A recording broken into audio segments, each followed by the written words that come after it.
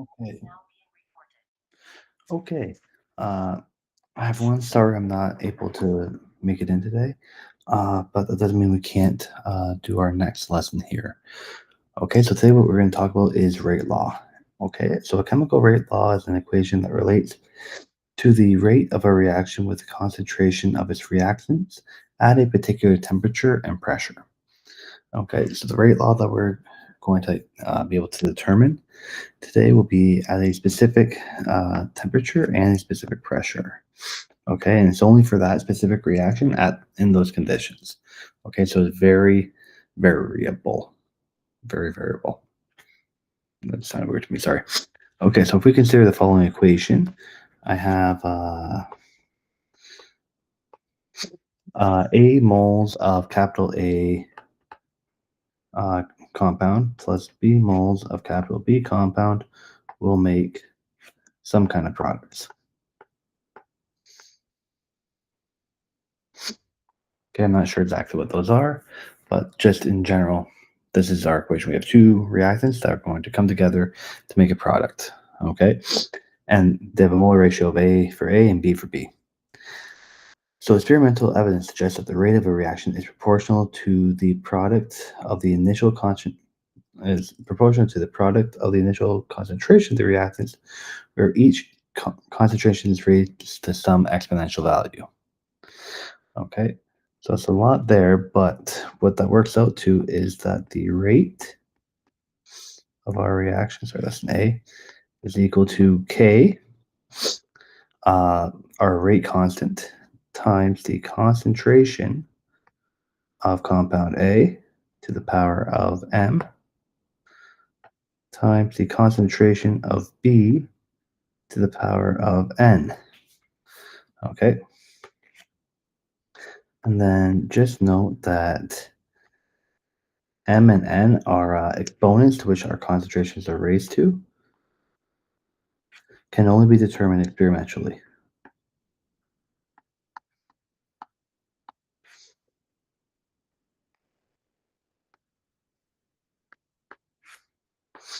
Experimentally. So there's no way based on, sorry, experimentally.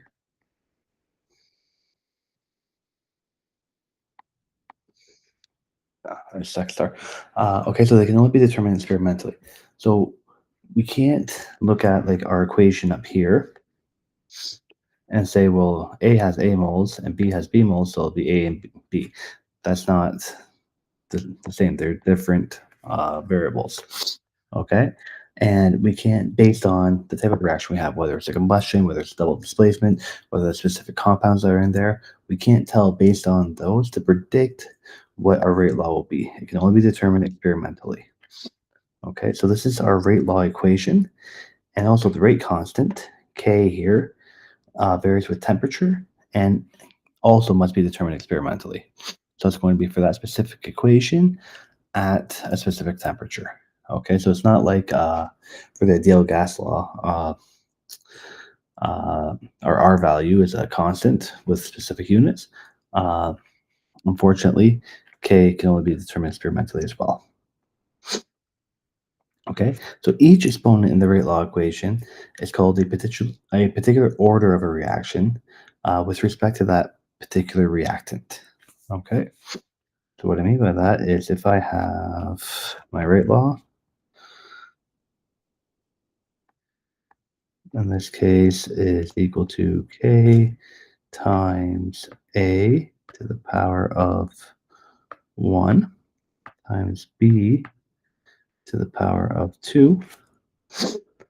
What this means is that the rate is first order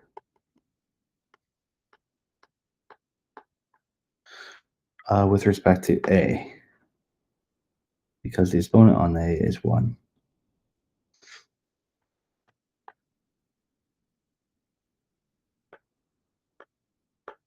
Okay, so if I just look at A for this reaction, the rate is first order because it has an exponent of 1, and that's just how it's going to affect the rate of my reaction. However, B, the rate is because b has an exponent 2, b, the rate will be second order with respect to b.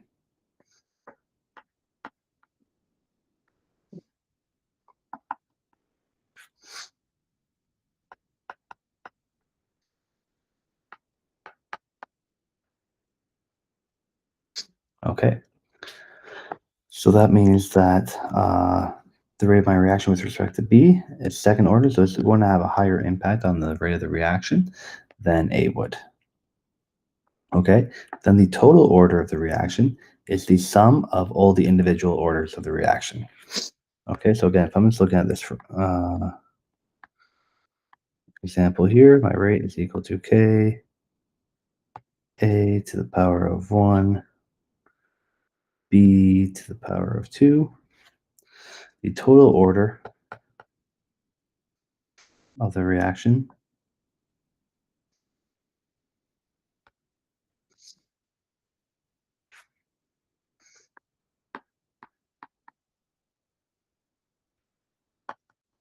is third order.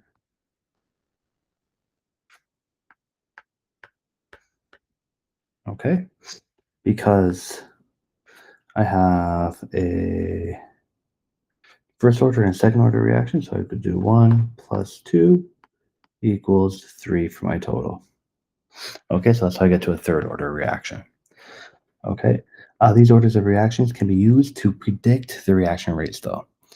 Okay, so if I know with respect to A, it's a first order reaction, if I know what the reaction rate is initially, and then I increase the concentration of A, I'll be able to predict what the new reaction rate will be.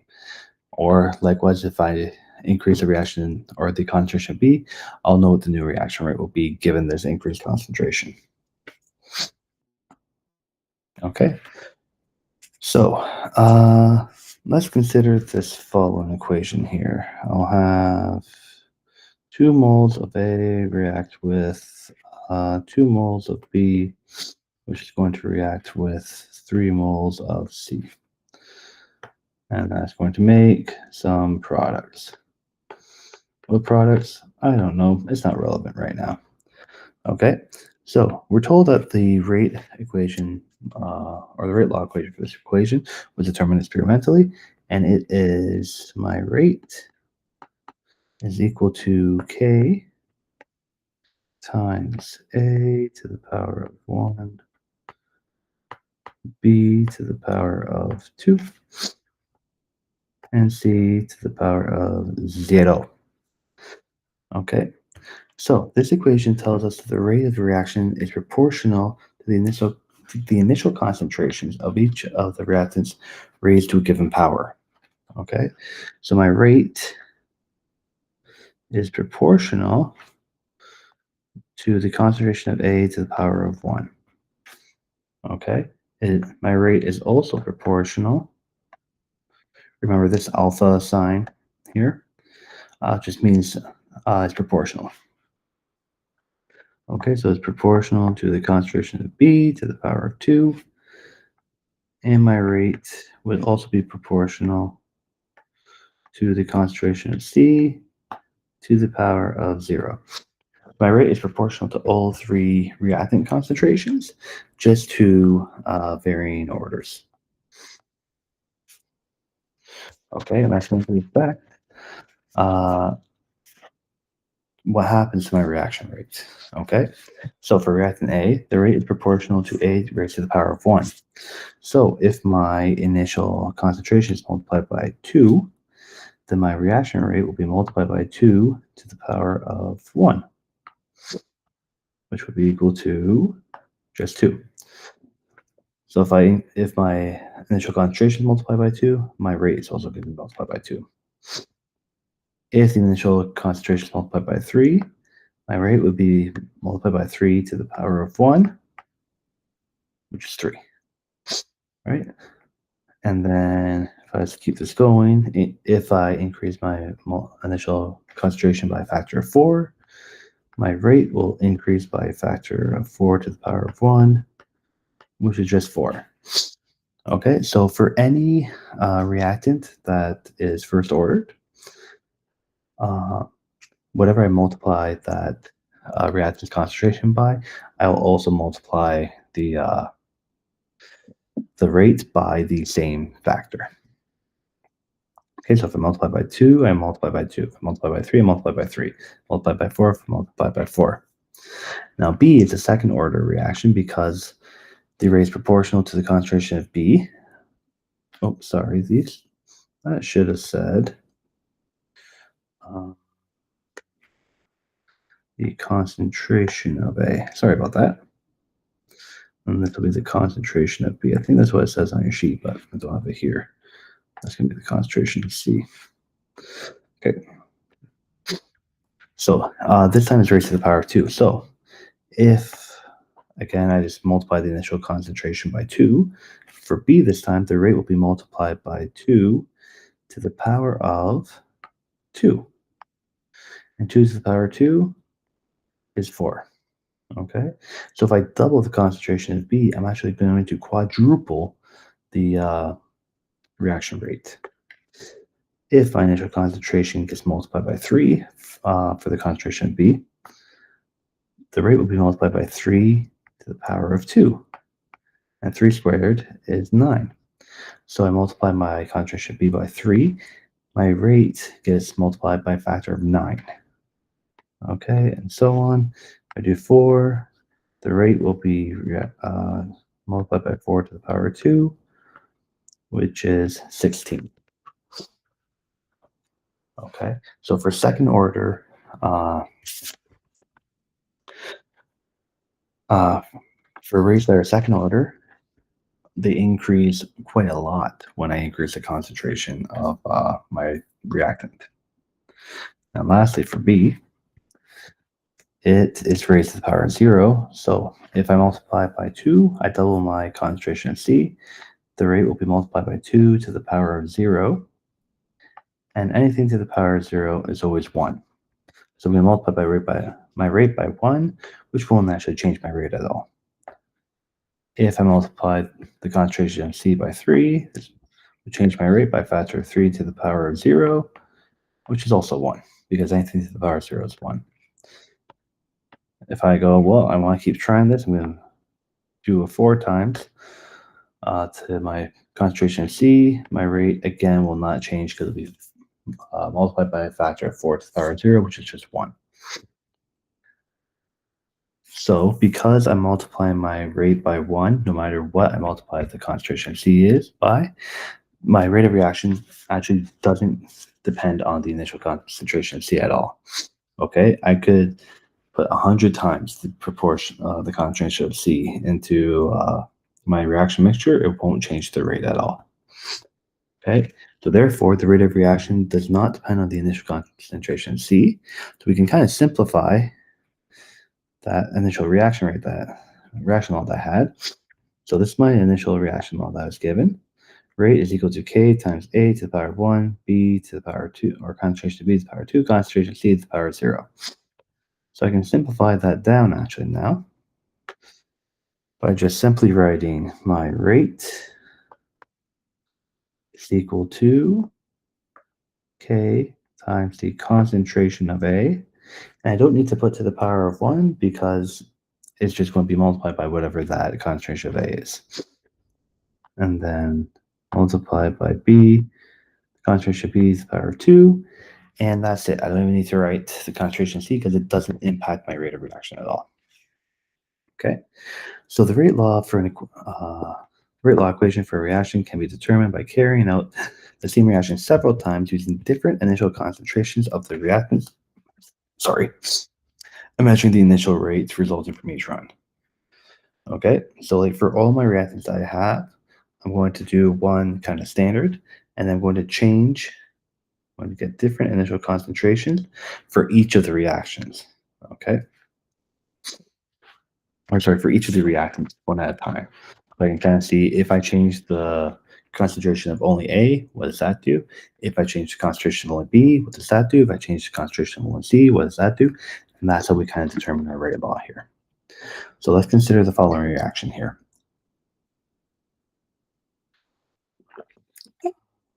2 moles of nitrogen monoxide reacts with 2 moles of hydrogen gas to create nitrogen gas and water. Okay, so the table below shows the initial rates of the reaction determined experimentally under various initial concentrations of the reactant. Okay, so using this data, we're going to determine the reaction orders with respect to nitrogen monoxide and hydrogen gas. Okay, and I'm going to state the rate law for this equation. So I need to find out how each of these reactants affects the initial rate, and I'll determine the rate law for the reaction. So what I'm going to do first is I want to look for 2 runs. So runs are just a trial, just like a repeating of the experiment with different concentrations here. So I want to look for 2 runs where the initial I'm just going to do square brackets for concentrations here of one of the reactants is the same.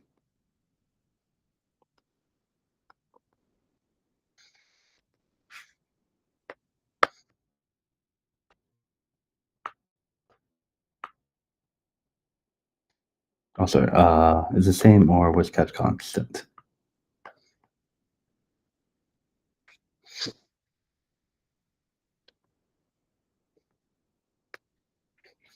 Okay. So if I look at run 1 and 2, run 1 has initial nitrogen monoxide concentration of 0.04 grams and has 0.01 for hydrogen gas. Run 2 also has 0.04 for my nitrogen monoxide, but my water changes, or sorry, my hydrogen gas changes. So what I can do is these 2 concentrations are the same, so then I can find the difference between how my concentration of hydrogen gas changed to find out how my initial rate changes, if it does at all, which it looks like it does. Okay, so I'm going to compare runs 1 and 2 here.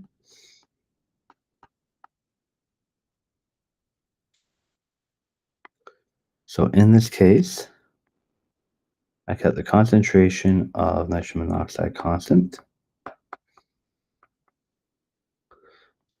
but the concentration of hydrogen gas did change. Okay, it went from 0.02 or 0.200 to 0.100. Okay, so if I divide my 2 initial concentrations, I can see what factor I multiplied to get my new concentration of hydrogen gas. Okay, so if I take 0.02 and divide that by the concentration of run 1, I'm going to get 2. Okay, so what I did here to go from here to here, I doubled the concentration of hydrogen gas. Okay, so now I want to see what happens to my rate, how that changes when I change my initial concentration of hydrogen gas. Okay, one thing I want to note here, what I did is I took the bigger number and divided it by the smaller concentration. So because I divided run 2 by run 1, I need to do the same thing for my initial rate. Okay, so I'll take the initial rate from run 2 and divide that by the initial rate from run 1. Okay, just need to keep it consistent. Okay, and we don't generally half it. We always double. We want to see when it gets bigger what happens. So the rate went from 2.2 times 10 to the negative 5. Oh, you have the units on your sheet. Sorry, I don't have it here, but that would be mole per liter per second. 1.10 times 10 to the negative 5. So if I divide both of those, again, I get 2. So my reaction rate doubles. So what I can kind of draw from this is as the concentration of H2 doubles,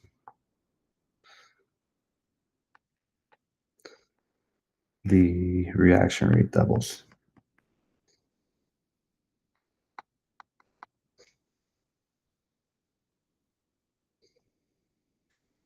Okay, so therefore, my rate is proportional to the concentration of hydrogen gas to the power of 1.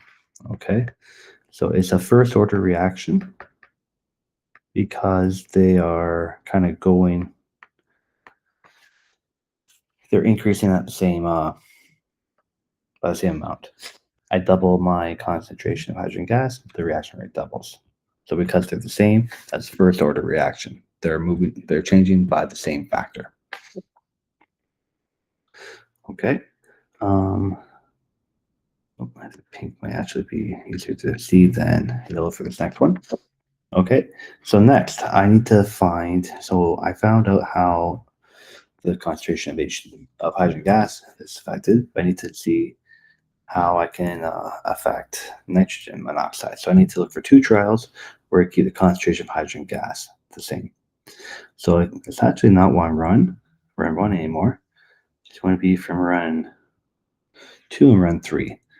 So here I kept my concentration of hydrogen gas the same, but I did change the concentration of nitrogen monoxide. So I can compare these two together. So I'm going to compare runs 2 and 3 here. So this time I kept the concentration of hydrogen gas constant. And the concentration of nitrogen monoxide. So this changed from 0.08, or sorry, changed from 0.04 up to 0.08. So I'm going to do run 3 divided by run 2. So 0.800 all divided by 0.400 will be equal to 8 divided by 4 is 2. So again, what I did here is I just doubled my concentration of nitrogen monoxide. So I doubled the concentration of the reactant. So let's see what happens to the rate from run 2 to run 3. So my initial rate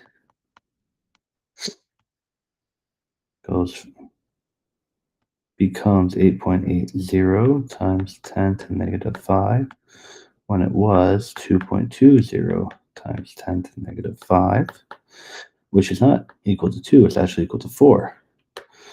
So I quadrupled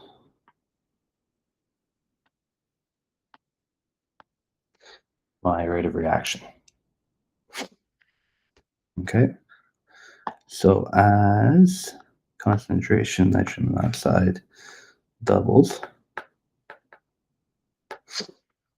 the reaction rate quadruples.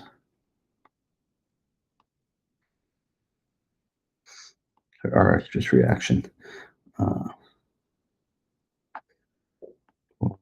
Quadruples.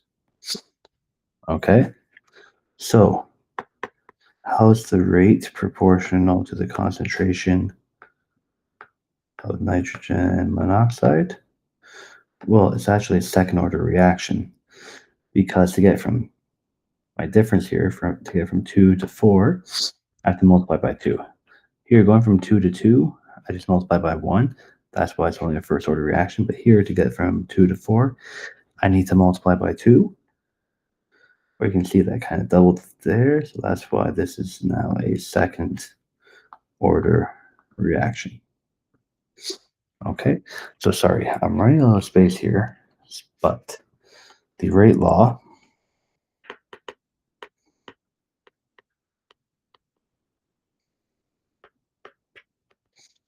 is going to be my rate is equal to K times the concentration of H2, just on its own. It's to the power of 1, so I don't really need to write that, times the concentration of nitrogen monoxide to the power of 2, because it is a second order reaction. Okay, and that's how we can find our rate law based on experimental data that we've obtained. Okay, again, we can't predict it based on the type of reaction, but reactants or elements that we're using can only be done experimentally. Okay, so let's consider this reaction here. Sorry. Using data collected in the table below, determine the reaction orders with respect to hydrogen peroxide. Oop, I missed the bracket there. Sorry about that.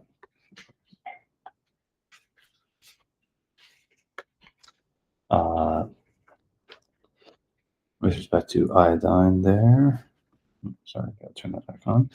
And the proton concentration, H plus. And then when I say the rate law equation. So I just need to find the reaction orders with respect to each of my reactants, and then I can find out the rate law. Okay, so basically doing this 3 times now, which I don't know if I'll have room for all that on the slide, but I'll give it my best shot. Otherwise, I might have to pause the video and then I'll clear it and start back up. Okay, so first, let's just look for when my hydrogen peroxide changes, but my other 2 reactants stay the same. Okay, so I have 0.1 mole per liters, I think. For most of them, for most of my runs, except for around 1 to 2. Okay, it goes up to 2 here. So I know that 2 is definitely going to be involved. So I need to let's look at, just the other one out. So I'm going to look at run 2 here. Iodine's at 0.01, and my hydrogen ion, or which is just a proton, concentration is at 0.00030. So I need to find when these 2 are also the same, as in run 2, which is actually just run 1. Okay, so they're all the same in run 1 here. So I can find how it changes from run 1 to run 2. So for runs 1 and 2,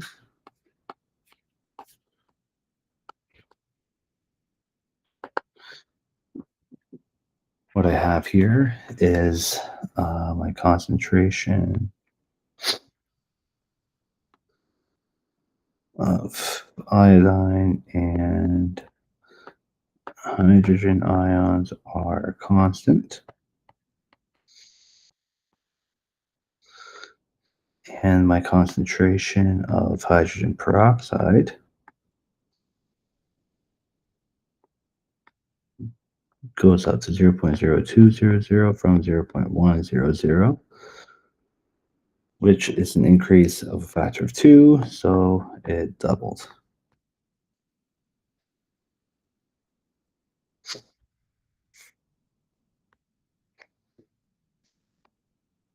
What happens to the rate between? So again, I'm looking at runs 1 and 2. So my rate goes up to 3.0 times 10 to the negative 5 when it started at 1.5 times 10 to the negative 5 in run 1. So here it also doubled. Okay.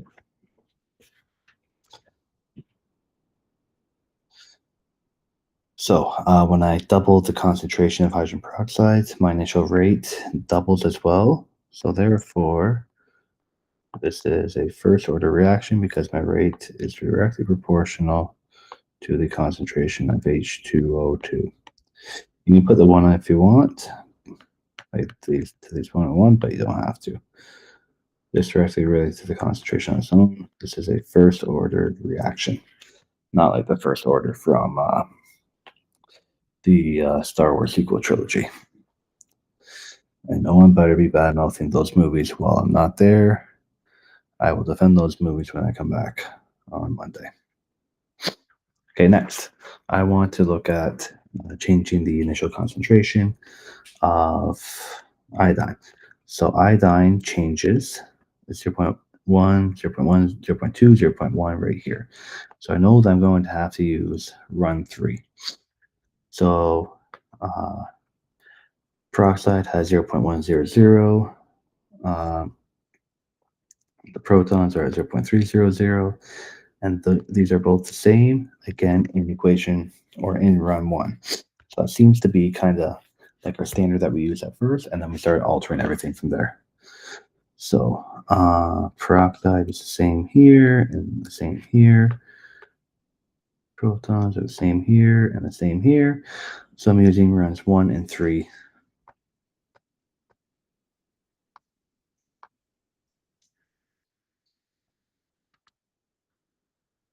To determine the change for my ion concentration and how that affects the initial rate. So in runs 1 and 3, the concentration of peroxide and protons are constant. Concentration of iodine ions goes up to 0.02, or sorry, 0.2 from 0.100, which is going up by a factor of 2. So all we did was double this.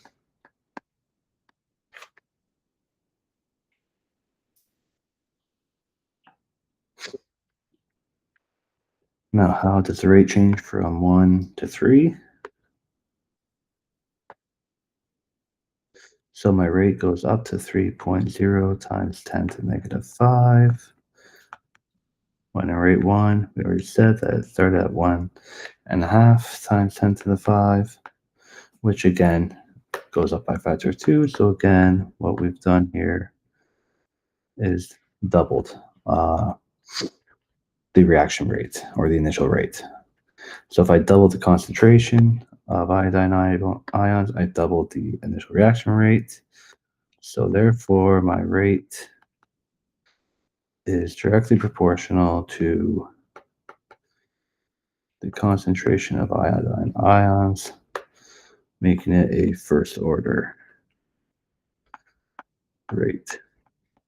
Okay, now I'm going to have to get rid of this, unfortunately, because well, space. So just want to pause the video if you have to. I hope you paused it because apparently that just already got deleted. But you can always go back and fill it in. Okay. Let's use another color here. I'll just flip it. Okay. So now I did peroxide, I did iodine. It's not on the screen anymore. So now I need to look at when I change my proton concentration. So 0.3 everywhere except for 0.6 here. Both the other concentrations are at 0.1, which if you take a guess, matches up with run 1 again. Okay, so I'm going to be looking at runs 1 and 4 to determine the rate of reaction with respect to the protons. And that's not what I want to have happen. So just give me 1 second here to fix this. So this is runs 1 and 4. So my peroxide concentration and ion concentrations remain constant.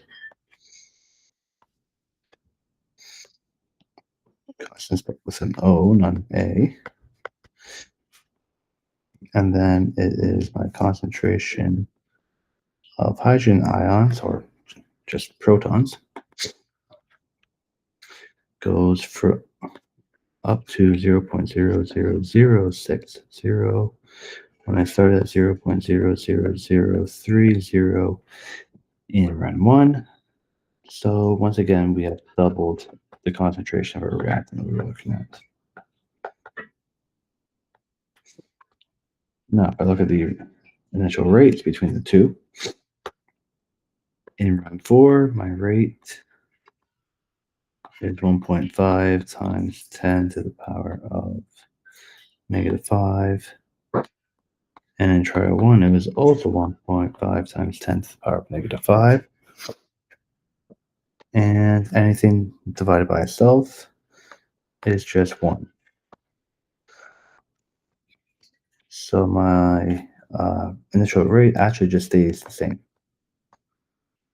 It didn't change at all. Okay, and if I double my concentration of a reactant and the initial rate doesn't do anything, then it's not, my rate will not be proportional to this reactant at all. My rate is proportional to the concentration of hydrogen ion to the power of 0, because that's just 1. It's not actually proportional to it at all. So you can say that's proportional to the concentration of proton to the power of 0. So we found out that it was a first order relation for peroxide and iodine. So therefore, the rate law equation is my rate is equal to K, some constant that we don't need to determine experimentally here. So my rate is the constant K times the concentration of peroxide multiplied by the concentration of iodine ions. Okay. So that was a little longer just because we had to do 3 reactants instead of 2 like the last time. Okay. So that is it for this lesson. If you have any questions, please feel free to shoot me an email. Must be at home, trying to recover. And then I'll see you on Monday. I've also uploaded the review for Unit 3, the NCBLE. So that's there. If you have any questions, let me know. And remember, our test for this unit is going to be on Thursday. Okay, so we have one more lesson on Monday, and then a review period, and then a rate of reaction plan, hopefully. We squeeze that in next week. And then our test. Okay. If you have any questions, let me know, and have a great weekend. Bye.